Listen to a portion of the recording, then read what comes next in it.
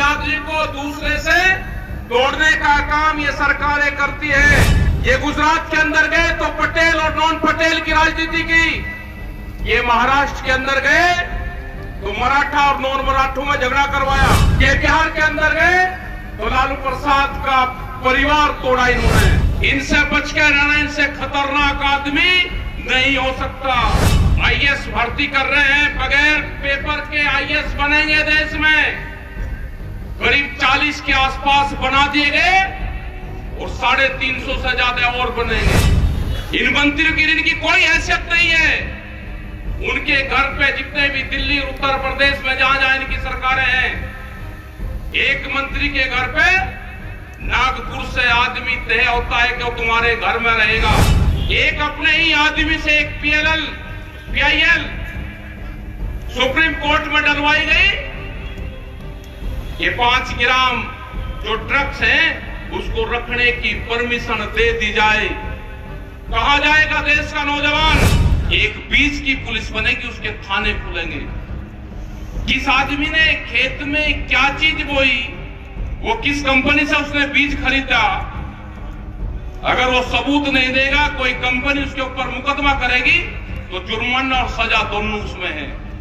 कान खोल कर सुन ले ये सरकार, यह आंदोलन जब तक कानून वापसी नहीं होंगे, यह आंदोलन खत्म नहीं होगा।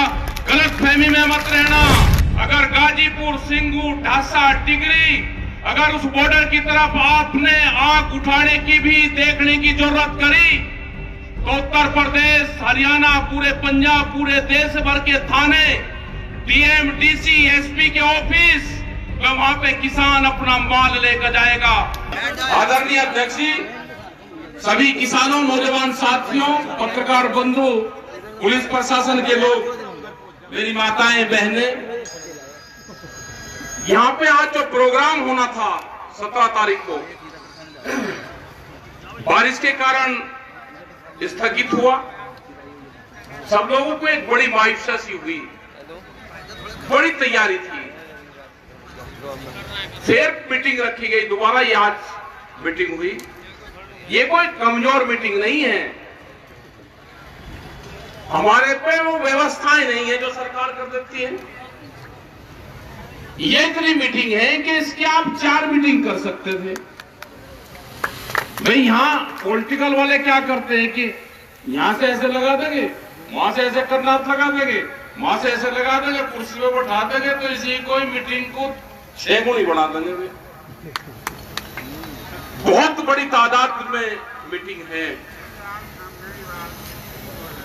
और यहां से तो वे जिम्मेदार लोग, आप सब लोग आए, जिनके पीछे गांव, समाज, आप जो बताओगे उसको लोग मानते हैं।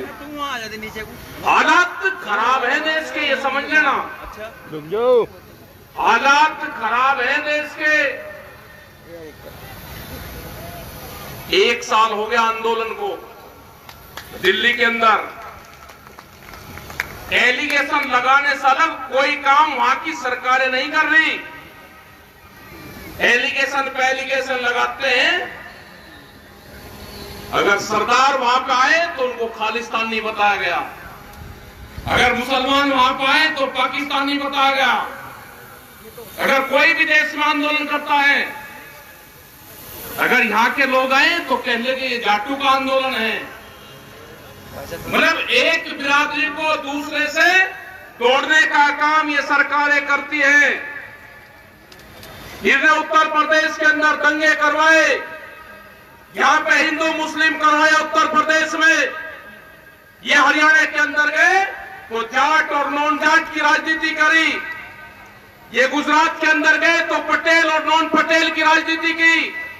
ये महाराष्ट्र के अंदर गए तो मराठा और नॉन मराठों में झगड़ा करवाया। ये तोड़फोड़ में विश्वास रखते हैं ये सरकारें। ये बिहार के अंदर गए तो लालू प्रसाद का परिवार तोड़ा इन्होंने।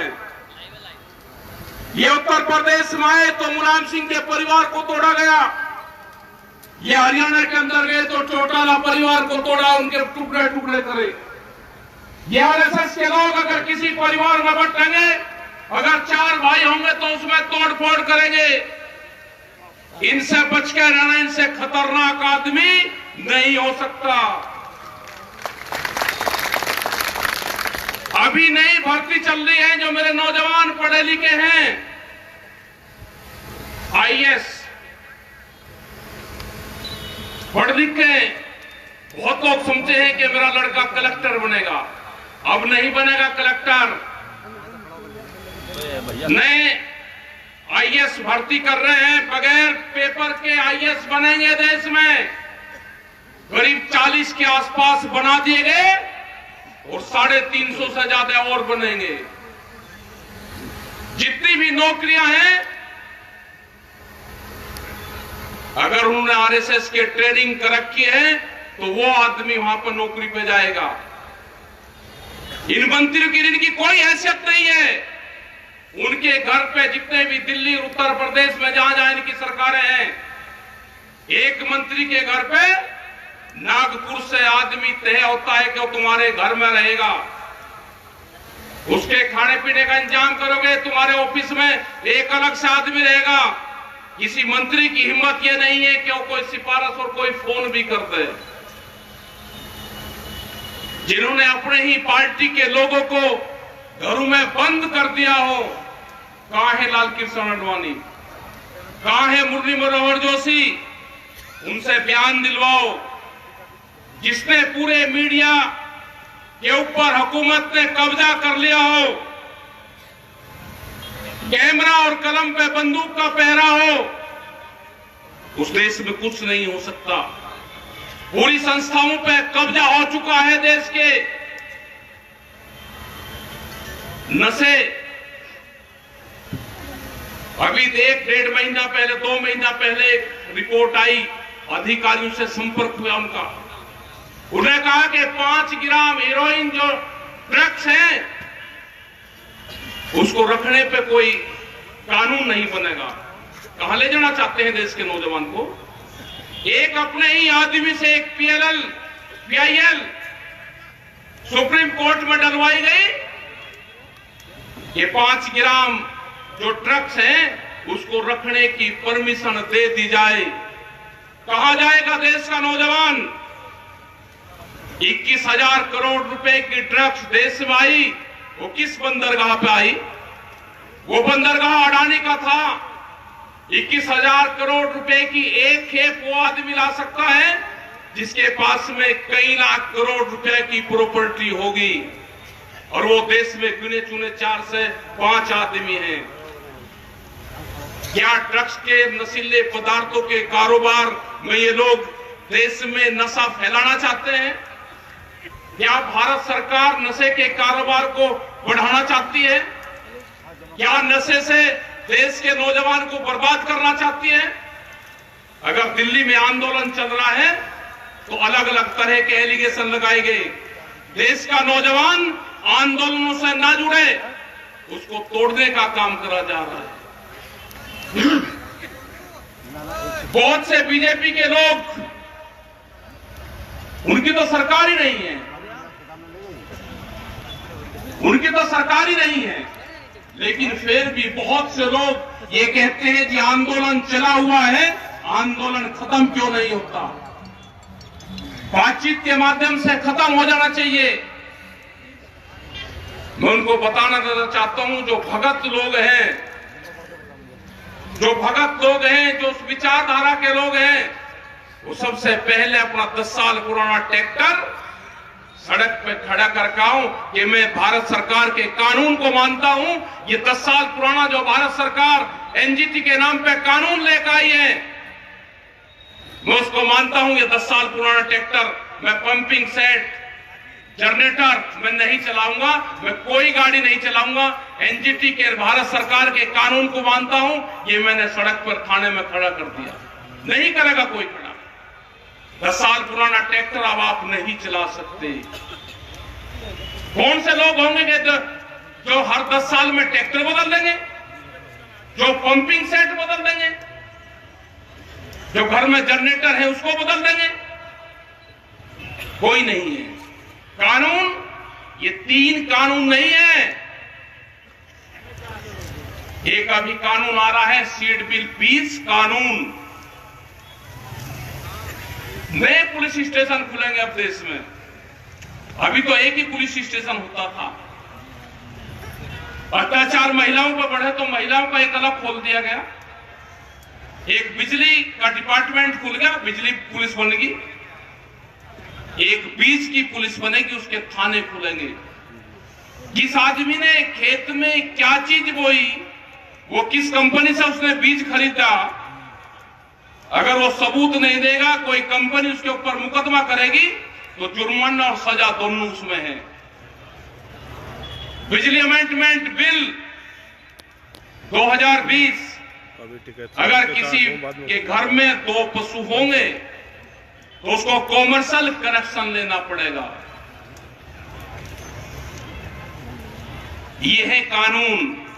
मंडी एक्ट, मंडी से बाहर खरीद होगी, ये कानून है। यहां से पूरा हरियाणा में, पंजाब में जो सेलर हैं वो सस्ते में धान, गेहूं, बाजरा ये चीजें खरीदते हैं, उनको स्टॉक करते हैं, मंडी के बाहर खरीद करते हैं। पूरे बिहार में 15-16 साल पहले मंडियां खत्म हुई तो बिहार के लोग तो बहुत मजबूत होने चाहिए थे। बिहार में धान आज 800 रुपया क्विंटल बिकता है। जो आज भी गेहूं है वो 1400 रुपये का उसका भाव है। बाजरे का 1100 रुपये भाव है। सरसों जब किसान के पास में थी तो 4500 रुपये क्विंटल बिकी।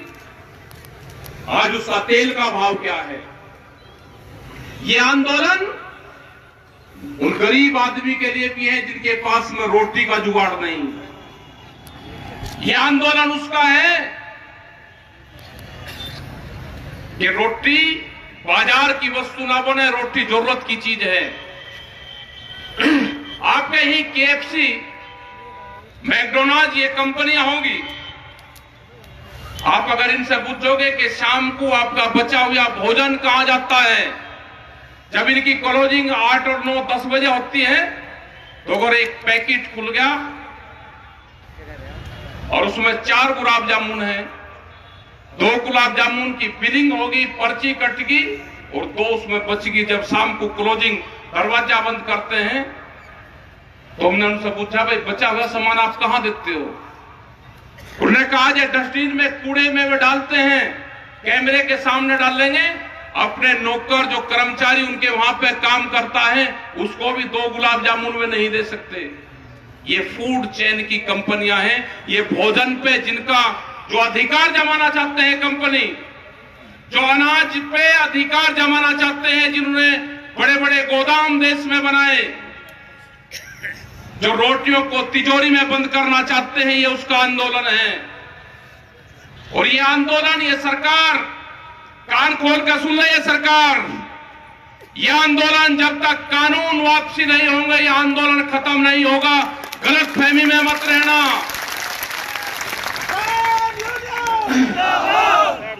तुम्हारा इलाज बंगाल के अंदर करा, जो दवाई देनी थी वो बंगाल के अंदर तुमको दवाई दी, तुमको इलाहाबाद में हरियाणा के अंदर दवाई दी।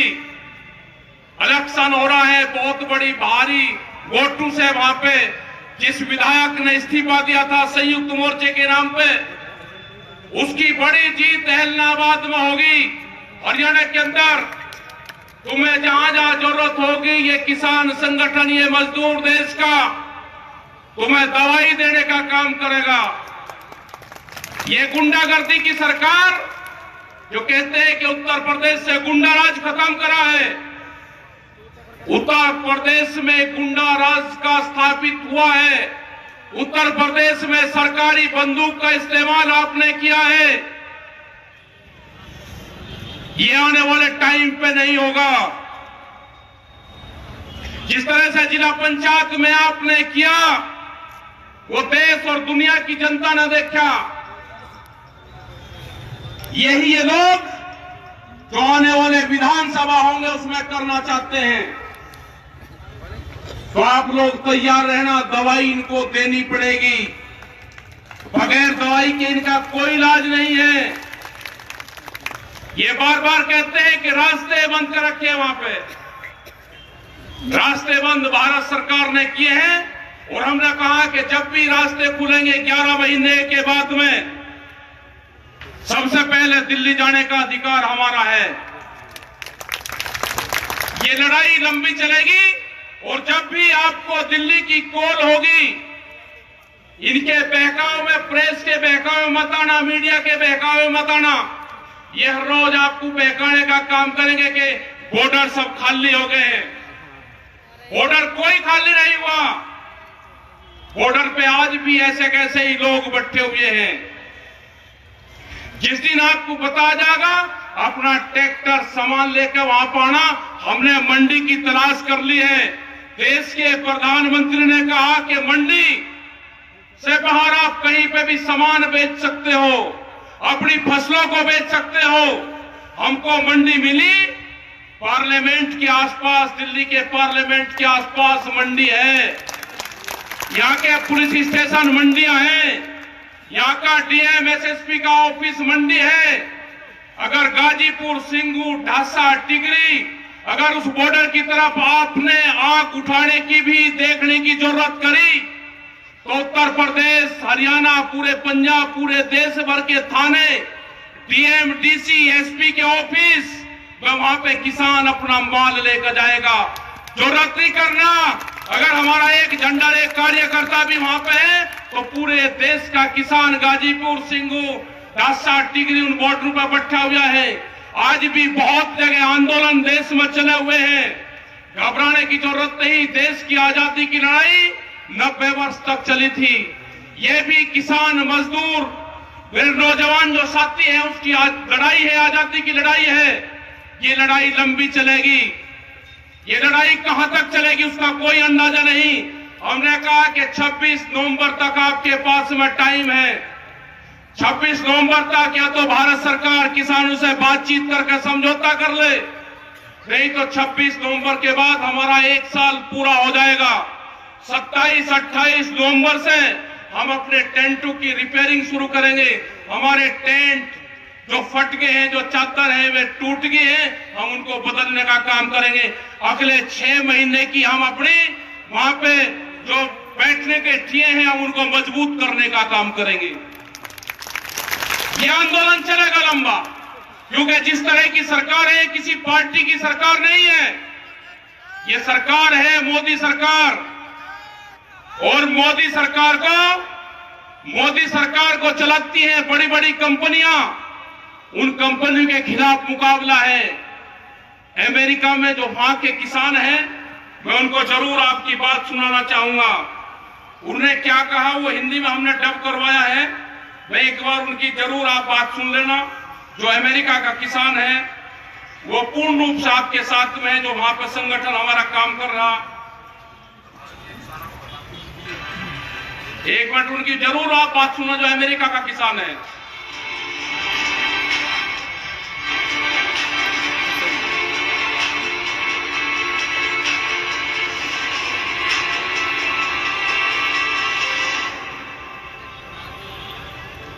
मेरा नाम मिस्टर डेविस है। मैं मिसौरी का एक रिटायर्ड फौजी और किसान हूँ। मैं भारतीय किसानों को बताना चाहूंगा कि मुझे उन पर बहुत फक्र है।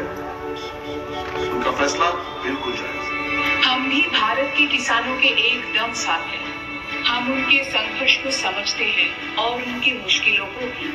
हम भारत के किसानों पे बहुत गर्व करते हैं, जो अपने हक के लिए, जो अपनी इज्जत के लिए सरकार के खिलाफ जबरदस्त संघर्ष कर रहे हैं। मुझे फख्र होता है भारत के किसानों में। अमेरिका में तो विरोध करने के लिए किसान ही नहीं बचे हैं। मैं भारतीय किसानों की दाद देता हूँ कि आपने अपनी आवाज बुलंद की है। मैं एक युवा किसान और एक मजदूर भी हूँ। हिंदुस्तान के लोगों को मेरा कहना है कि कायम रहो, आप जीतोगे, एकजुट रहो। मेरा भारत के लोगों को यही संदेश है कि अपना संघर्ष जारी रखो और अपनी खेत खलियान अपने हाथ में रखो। मेरा संदेश किसानों के लिए यही है कि आप अपना संघर्ष जारी रखो। हमारी लड़ाई एक ही है, हम आपके साथ हैं। यही एक मौका है। एक बार कंपनियां घुस गए तो वो और मजबूत हो जाएंगे, उनसे छुटकारा पाना मुश्किल होगा। अमेरिका में ऐसा ही हुआ है। कॉरपोरेशंस आपका भला करेंगी, ऐसी बकवास पे यकीन मत करना। ऐसे झूठे सपने वो हमें सालों से दिखाते आ रहे हैं। हम दुनिया का पेट भरते हैं। अजीब बात है, मिसौरी में हर 5 में से 1 बच्चा भूखा सोता है। वो उसे क्यों नहीं खिलाता? अमेरिका में किसान मुश्किल से ही गुजारा कर रहे हैं। जिस राह पर सरकार, कंपनियां जा रही हैं, वो हम भुगत चुके हैं। हमारे किसान ये सब देख चुके हैं, इसलिए वे भारत के किसानों को सावधान करना चाहते हैं कि ऐसा मत होने दें। सच बात तो ये है कि अमेरिकी किसान मायूस हो चुके हैं, उन्हें कुचल दिया गया है, वो थक चुके हैं। भारत की तरह यहाँ भी वो खुदकुशी कर रहे हैं। जो बच्चे खुशे किसान हैं वो कंपनियों से डर कर रहे थे। ये अमेरिका के किसान थे जिनका ऑडियो जो इंग्लिश में था वो हिंदी में डब करवाया गया, वो सुनाया गया। और पूरी दुनिया की ये लड़ाई है, ये अकेले भारत की नहीं है। ये हालात पूरे देश में हुए हैं, पूरी दुनिया में हुए। जो बड़ी कंपनियां हैं उन्होंने कहा कि सोने पे व्यापार नहीं करना, अब मोबाइल पे व्यापार बहुत हो गया, अब भूख के ऊपर व्यापार करना है। भूख 1 साल में आदमी को 700 बार लगती है, और सोना जो महिलाएं पहनती हैं वो 1 साल में 17 बार पहनती है। तो भूख पे व्यापार करने का इन बड़ी कंपनियों ने ठान लिया है। आपकी जमीनें जाएंगी, ये इसमें नहीं लिखा हुआ है कॉन्ट्रैक्ट में, लेकिन जो हालात बने हुए हैं, फसलें हम दिन के उजाले में भी नहीं बेच पाते, और जमीनें हम रात को भी अगर पैनामा करना चाहें तो जमीनें हमारी बिकती हैं। अपनी जमीन बचानी है, अपनी फसल और नस्ल बचानी है, तो इस आंदोलन का हिस्सा बनो। अगर ये आंदोलन फेल होगा तो आने वाले टाइम पे नहीं कि कोई दूसरा आंदोलन कोई खड़ा हो जाएगा। वे 14 करोड़ नौजवान जो देश के प्रधानमंत्री ने झूठ बोल के उनसे वोट लिया है उनका कि 2 करोड़ नौकरियां हम हर साल देंगे, वो 14 करोड़ नौजवान हैं जो आज नौकरी की तलाश में ढूंढ रहा है। उनको तो मिली नहीं, लेकिन जिनकी नौकरियां थी वो भी बहुत नौकरियां गई। बहुत से संस्थान देश के बिखरे हैं, रेलवे, टेलीफोन, LIC, बहुत से संस्थान, समुद्र के किनारे रेलवे की खाली जमीनें, मंडियां, मध्य प्रदेश की 182 मंडियां बेच रही अभी। उत्तर प्रदेश में भी जो मंडियां हैं उनकी जो खाली जगह है उनको भी बेचने का काम करेंगे। आपके यहां पे सड़कें बन गई, अब कोई भी आदमी NH नेशनल हाईवे के पास में गुमटी लगा के चाय नहीं बेच सकता। वो कानून आ गया देश में, उसको पेट्रोल पंप की तरह लाइसेंस लेना पड़ेगा और उसने काम करना है। तो ये बहुत से कानून आ रहे हैं, इसका अगर विरोध करना, इस मोदी सरकार का अगर विरोध करना है तो आपको एक नजर अपने खेत पर रखनी पड़ेगी और दूसरी नजर दिल्ली के आंदोलन पर रखनी पड़ेगी। वहां लगे हुए हैं, कल भी हंगामा चला के बैरिकेटिंग खोल रहे हैं। बैरिकेटिंग खोल ले, हमने एम्बुलेंस को जाने दिया जो भी वहां पे गाड़ियां आ रही है, लेकिन अपने पक्के टेंट भारत सरकार ने अपनी सीमा में लगा रखे हैं। वे अपनी सीमा से टेंट हटाएंगे तो हमारा भी दिल्ली जाने का रास्ता साफ होगा। एक भी गाड़ी, ये प्रेस के लोग हैं, हम एम्बुलेंस दूसरी गाड़ियां निकलवाते हैं, लेकिन अगर एक भी गाड़ी झंडा लगी किसानों की एक कार भी जाती है तो वह दिल्ली में प्रवेश नहीं कर पाती। ये कैसे बॉर्डर खुले हैं? ये पूर्ण रूप से देश के किसानों को, देश की जनता को भ्रमित कर रहे हैं। हम चाहते हैं कि बॉर्डर खुले, हम लोग भी पार्लियामेंट के आसपास, दिल्ली के मॉल के आसपास अपनी फसलों को बेच सकें, अपनी बात भारत सरकार को कह सके। हम भी जाना चाहते हैं। अगर बॉर्डर खुलेंगे तो सबसे पहले प्रभावित लोग ये देश का किसान है, जो पिछले 11 महीने से दिल्ली के दरवाजे पर बैठा हुआ है, कि दिल्ली की बादशाह कब अपना दरवाजा खोलेगी और हम दिल्ली के अंदर एंट्री करेंगे। अपना ध्यान रखना, आपकी पंचायत बहुत मजबूत पंचायत आपकी हुई, इस पर हमेशा ध्यान रखो, इन पे कायम रहो। और विजयपाल सिंह ने, सब लोगों ने, यहाँ की पूरी कमेटी ने, अध्यक्ष जी ने, जितने भी लोग यहाँ पे हैं, इन्होंने सबने बहुत यहाँ पे मेहनत करी। हताश होने की कोई जरूरत नहीं है। अपने ट्रैक्टर का मुंह दिल्ली की तरफ करवा कर रखना, इनकी हिम्मत नहीं कि आपको रोक सके। आपका धन्यवाद। जय हिंद, जय भारत, जय मुरादाबाद।